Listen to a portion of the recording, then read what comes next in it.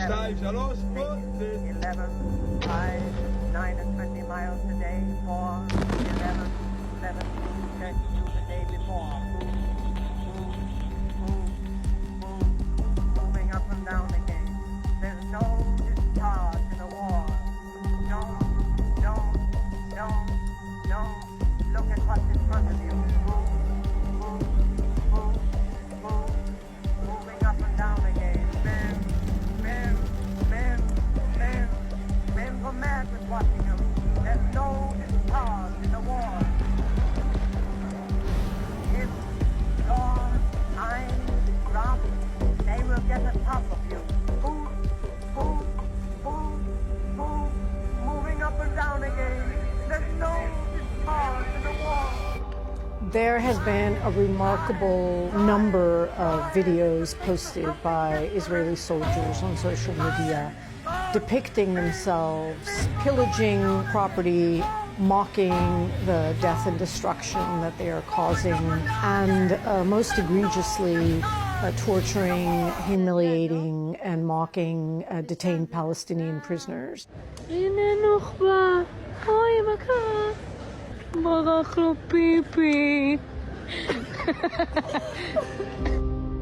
The images of mass arrests, of torture of Palestinians, of numbering their bodies, which is reminiscent of images all of us have seen from Guantanamo and Abu Ghraib. These images are testament to what Palestinians have long been saying, which is that this settler colonial regime is utterly violent. They show the nature through which this genocide is unfolding in the Gaza Strip. They also show the extreme brutality and torture, violence, utter disregard of human life, transforming these violent conducts into a spectacle to be viewed and watched on social media posts. They lack specific intelligence about who actually might be Hamas, and because they lack intelligence, they therefore are rounding up everyone in order to hope to extract information through interrogation. The fact that they've been stripped to their underwear is, a manifestation of cruel, inhumane, and degrading treatment, which is also illegal in addition to torture. The fact that they're photographing these things, it's like trophy shots. What this depicts, I think, very vividly is dehumanization and torture. The idea that somebody can be just like their body is just being attacked, in their most vulnerable position. His hands are bound behind his back. He's lying face down, soldiers stepping on his face. In a sense, it epitomizes torture in general, purposefully harming someone who's in custody. That custodial relationship is a particularly vulnerable one where, the custodians have all the power and the prisoner, who is, in this case, not only on the ground and tied up, but completely powerless. The images are showing us and telling us how central imprisonment or carceral practices are to this settler colonial regime. The torture, humiliation, and degrading conduct against Palestinians is not simply restricted to the Gaza Strip. There are also images and videos that have been circulating from the West Bank. Since October 7th, over 7,000 Palestinians have been detained, which is a number unheard of over the past decade.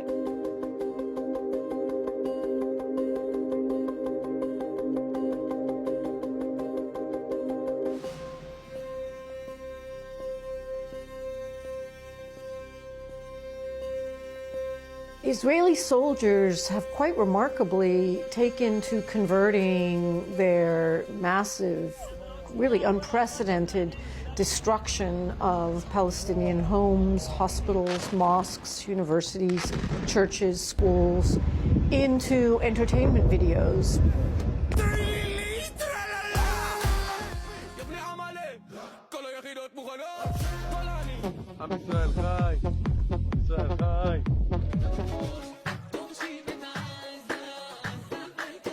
There's one video where Israeli soldiers are showing some residential homes that they've set on fire and attached a song. This house is on fire. There have been many images of Israeli soldiers who've ransacked Palestinian homes and confiscated their personal goods.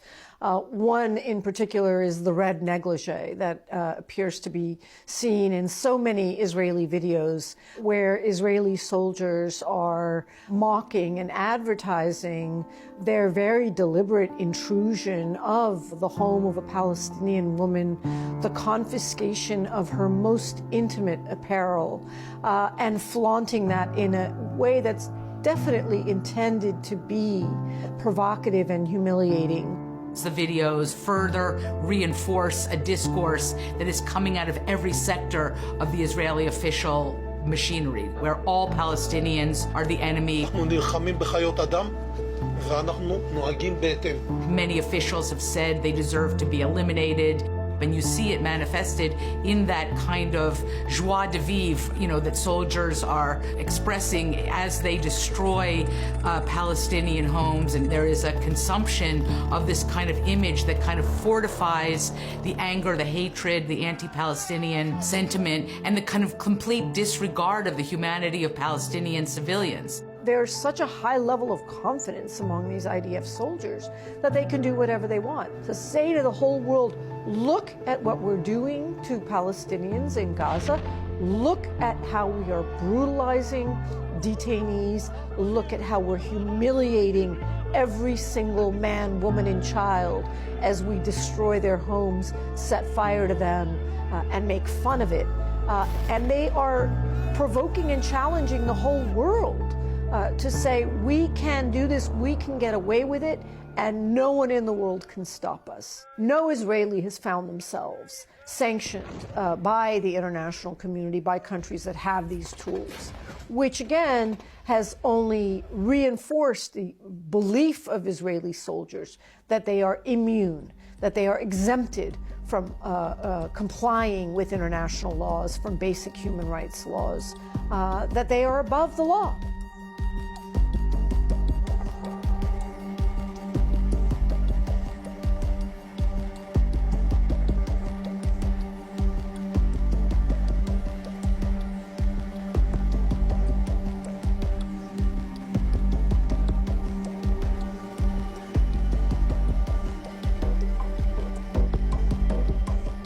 Since the beginning of this genocidal war, reservists have been called up. And who are the reservists?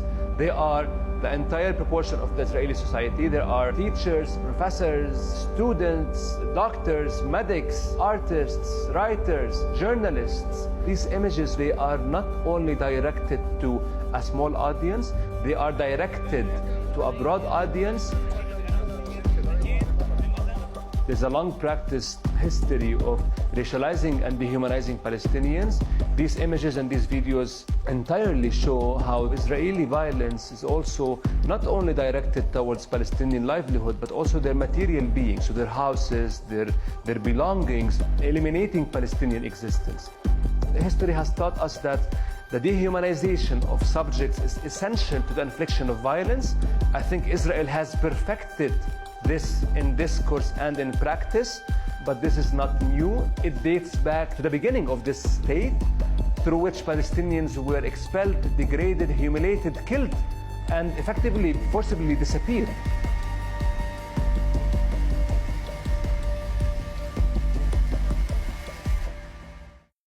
Thanks for watching. Now hit that like button and leave us a comment to let us know what you think about anything that we covered this week. Don't forget to follow us on Twitter. Does anyone really call it X? Facebook and Instagram for updates from the show. Links are in the description.